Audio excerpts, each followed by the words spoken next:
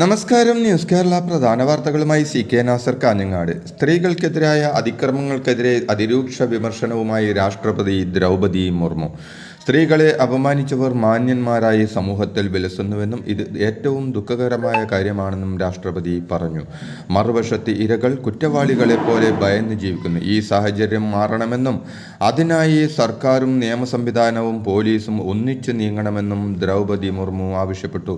പല കേസുകളിലും ഈ സാഹചര്യം കാണുന്നുണ്ടെന്നും ഒരു കേസിലും നീതി വൈകരുതെന്നും രാഷ്ട്രപതി കൂട്ടിച്ചേർത്തു.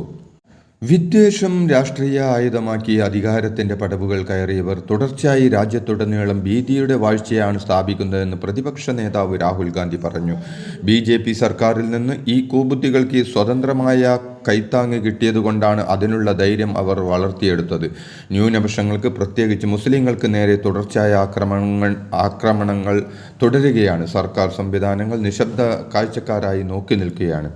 ഇന്ത്യയുടെ സാമുദായിക ഐക്യത്തിനും ഇന്ത്യയിലെ ജനങ്ങളുടെ അവകാശങ്ങൾക്കും നേരെയുള്ള ഏതൊരു ആക്രമണവും ഭരണഘടനയ്ക്കെതിരായ ആക്രമണമാണെന്നും BJP എത്ര ശ്രമിച്ചാലും എന്തു വില കൊടുത്തും വിദ്വേഷത്തിനെതിരെ ഇന്ത്യയെ ഒന്നിപ്പിക്കുന്ന ഈ ചരിത്രപരമായ പോരാട്ടത്തിൽ നമ്മൾ വിജയിക്കുമെന്നും രാഹുൽ എക്സിൽ കുറിച്ചു.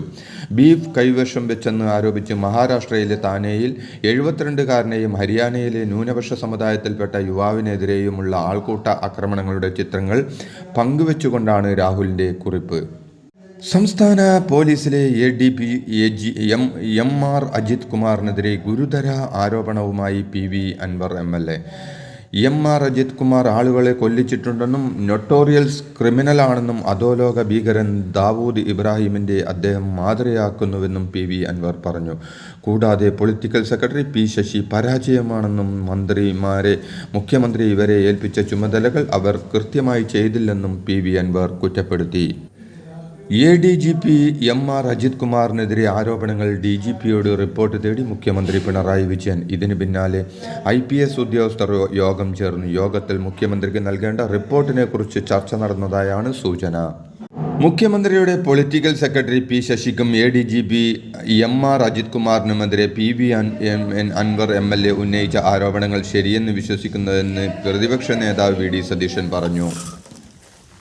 പ്രതിപക്ഷം മുമ്പ് ഉന്നയിച്ച ആരോപണങ്ങളാണിതെന്നും മുഖ്യമന്ത്രി സ്ഥാനത്തിരിക്കാൻ പിണറായി വിജയന് യോഗ്യതയില്ലെന്നും മുഖ്യമന്ത്രി സ്വയം രാജിവെക്കണമെന്നും ആരോപണ വിധേയരായ മുഴുവൻ ഉദ്യോഗസ്ഥരെയും സസ്പെൻഡ് ചെയ്യണമെന്നും VD സതീശൻ പറഞ്ഞു.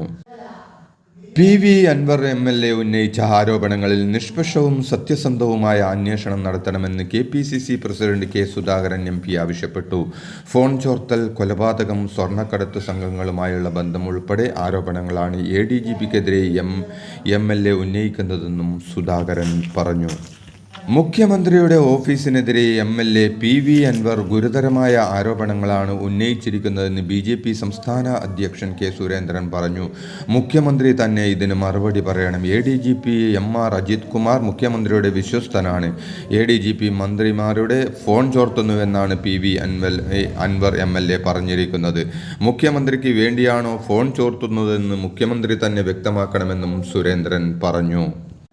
PV അൻവർ MLA SP ഓഫീസിന് മുമ്പിൽ നടത്തിയ സമരത്തിലും പുറത്തുവന്ന വിവാദ ഓഡിയോയിലും കടുത്ത അതൃപ്തിയിൽ CPM മുന്നറിയിപ്പുകൾ പരസ്യമായി തള്ളിക്കൊണ്ട് PV അൻവറിൻ്റെ ഗുരുതരമായ ആരോപണങ്ങളിൽ ആഭ്യന്തര വകുപ്പും പാർട്ടിയും കടുത്ത സമ്മർദ്ദത്തിലായി.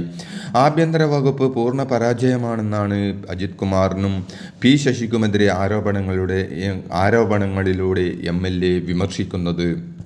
MLA PV അൻവറിൻ്റെ ആരോപണങ്ങളുടെ ഗൗരവം ഉൾക്കൊള്ളാൻ കഴിയുന്ന പാർട്ടിയാണ് CPM എന്ന് CPI സംസ്ഥാന സെക്രട്ടറി ബിനോയ് വിശ്വം പറഞ്ഞു. ADGP മന്ത്രിമാരുടെ ഫോൺ ചോർത്തുന്നുവെന്ന ആരോപണം ഗൗരവതരമുള്ളതാണെന്നും ആരോപണങ്ങളുടെ ഗൗരവം ഉൾക്കൊള്ളാനുള്ള കെൽപ്പ് CPMനുണ്ടെന്നും പറഞ്ഞ ബിനോയ് വിശ്വം LDFൽ പറയേണ്ടത് അവിടെ പറയുമെന്നും കൂട്ടിച്ചേർത്തു. LDF കൺവീനർ സ്ഥാനത്തു നിന്നും EP ജയരാജനെ മാറ്റിയ CPM നടപടിയിൽ പ്രതികരിച്ച് കേരളത്തിലെ BJPയുടെ ചുമതലയുള്ള പ്രകാശ് ജാവേദ്കർ തന്നെ കണ്ടതാണ് EPയെ സ്ഥാനത്തു നിന്നും നീക്കാൻ കാരണമെന്നത് അത്ഭുതപ്പെടുത്തിയെന്ന് എക്സിലൂടെ ജാവേദ്കർ പ്രതികരിച്ചത്. CPM നടപടി ഏകാധിപത്യ മനോഭാവത്തിൻ്റെയും തൊട്ടുകൂടായ്മയുടെയും അസഹിഷ്ണുതയുടെയും തെളിവാണെന്നും ജാവേദ്കർ അഭിപ്രായപ്പെട്ടു. ഹർജിയിൽ തീർപ്പാക്കും വരെ അറസ്റ്റ് തടയണമെന്ന ആവശ്യവുമായി നടൻ സിദ്ദിഖ് മുൻകൂർ ജാമ്യം തേടി ഇന്ന് കോടതിയെ സമീപിക്കും. അതേസമയം ആലുവ സ്വദേശിനിയായ നടിയുടെ പരാതിയിൽ പ്രതികളായ നടൻ മുകേഷിന്റെയും അഭിഭാഷകൻ VS ചന്ദ്രശേഖറിന്റെയും മുൻകൂർ ജാമ്യാപേക്ഷകൾ എറണാകുളം പ്രിൻസിപ്പൽ സെഷൻ കോടതി ഇന്ന് പരിഗണിക്കും. ഇരുവർക്കും ജാമ്യം നൽകരുതെന്നാണ് പ്രോസിക്യൂഷൻ നിലപാട്. സിദ്ദീഖിനെതിരായ ലൈംഗികാതിക്രമ കേസിൽ പരാതിക്കാരിയുമൊത്ത് തെളിവെടുപ്പ് നടത്തി പോലീസ്. തിരുവനന്തപുരത്തെ മസ്കറ്റ് ഹോട്ടലിലെത്തിയായിരുന്നു തെളിവെടുപ്പ്. സിദ്ദീഖ് താമസിച്ച മുറി പരാതിക്കാരി അന്വേഷണ ഉദ്യോഗസ്ഥർക്ക് കാണിച്ചു കൊടുത്തു. സംവിധായകൻ രഞ്ജിത്തിനെതിരെ ബംഗാളി നടി നൽകിയ ലൈംഗികാതിക്രമ പരാതിയിൽ തെളിവെടുപ്പ്. സംഭവ ദിവസം നടി താമസിച്ച എറണാകുളം കത്രക്കടവിലെ ഹോട്ടലിലാണ് തെളിവെടുപ്പ്. നടിയുടെ സുഹൃത്തും ഡോക്യുമെന്ററി സംവിധായകനുമായ കേസിലെ പ്രധാന സാക്ഷി ജോഷി ജോസഫിനെയും എത്തിച്ചാണ് തെളിവെടുപ്പ് നടന്നത്. ജസ്റ്റിസ് ഹേമ കമ്മിറ്റി റിപ്പോർട്ടിന്മേൽ നടപടികളൊന്നും കൈക്കൊള്ളാത്തതിൽ സംസ്ഥാന സർക്കാരിനെ രൂക്ഷമായി വിമർശിച്ച് BJP ദേശീയ അധ്യക്ഷൻ JP നഡ്ഡ. റിപ്പോർട്ടിൽ CPM നേതാക്കൾ ഉൾപ്പെട്ടിട്ടുള്ളതിനാൽ മുഖ്യമന്ത്രി പിണറായി വിജയൻ എന്തൊക്കെയോ മറച്ചുവെക്കുന്നുണ്ടെന്നും അദ്ദേഹം പാലക്കാട്ട് ആരോപിച്ചു. താരസംഘടനയായ അമ്മയുടെ ഓഫീസിൽ വീണ്ടും പോലീസ് പരിശോധന. പ്രത്യേക അന്വേഷണ സംഘത്തിലെ ഉദ്യോഗസ്ഥരാണ് ഓഫീസിലെത്തി പരിശോധന നടത്തിയത്. കേസുമായി ബന്ധപ്പെട്ട രേഖകൾ ശേഖരിക്കാനായിരുന്നു പരിശോധനയെന്ന് പോലീസ് പറയുന്നു. വേള ബാബുവിനെതിരായ കേസ് അന്വേഷിക്കുന്ന സംഘമാണ് അമ്മയുടെ ഓഫീസിൽ എത്തിയത്. സംഘടനയിലെ അംഗത്വവുമായി ബന്ധപ്പെട്ടും ഭാരവാഹി തെരഞ്ഞെടുപ്പുമായി ബന്ധപ്പെട്ടുമുള്ള രേഖകളിൽ വ്യക്തത വരുത്താനായിരുന്നു പരിശോധന. കൊച്ചി ബംഗളൂരു വ്യവസായ ഇടനാഴി പദ്ധതിയുടെ ഭാഗമായ പാലക്കാട് ഇന്റഗ്രേറ്റഡ് മാനുഫാക്ചറിംഗ് ക്ലസ്റ്ററിന് അനുമതി ലഭിച്ചതോടെ അതിവേഗം തുടർ പ്രവർത്തനങ്ങൾ നടത്താനാണ് ശ്രമിക്കുന്നതെന്ന് മന്ത്രി P രാജീവ് പറഞ്ഞു. പ്രവർത്തനങ്ങൾ ഏകോപിപ്പിക്കുന്നതിനായി ടാസ്ക് ഫോഴ്സ് രൂപീകരിച്ചു. വാണിജ്യ പാചകവാതക സിലിണ്ടറുകൾക്ക് വീണ്ടും വില വർദ്ധിപ്പിച്ചു. വാണിജ്യ സിലിണ്ടറുകൾക്ക് 39 രൂപയാണ് വർദ്ധിപ്പിച്ചത്. പുതിയ വില ഇന്നു മുതൽ നിലവിൽ വരും. ഗാർഹിക സിലിണ്ടറുടെ വിലയിൽ മാറ്റമില്ല. ഇതോടെ ഇന്നത്തെ പ്രധാന വാർത്തകൾ സമാപിച്ചു. നന്ദി, നമസ്കാരം.